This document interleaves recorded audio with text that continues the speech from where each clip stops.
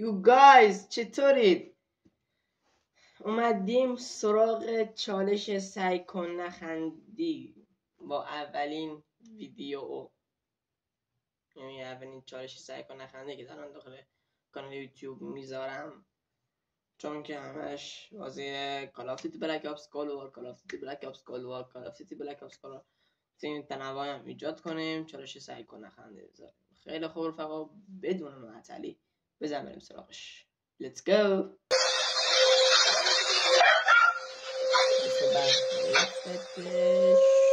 چه؟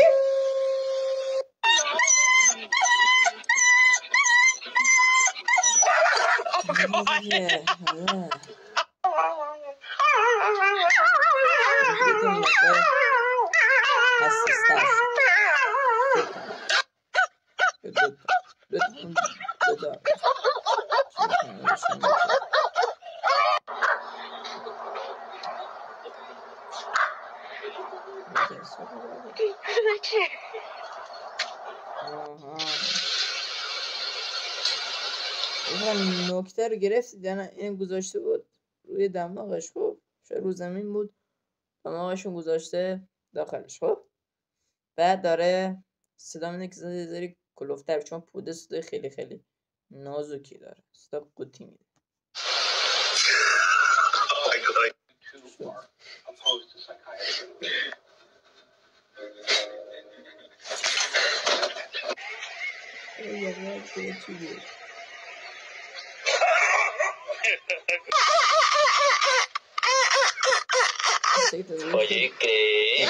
خیلی خوب رفقا، امیدوارم از این ویدیو خوشتون اومده باشه. لایک، کامنت، سابسکرایب فراموش نشه، چون ویدیوهای دیگه میذاریم، بیشتر هم میذاریم، و اگر دوست دارید پارت بعدش هم بذاریم، حتما کلمه پارت بعدی رو داخل کامنت ها بنویسید.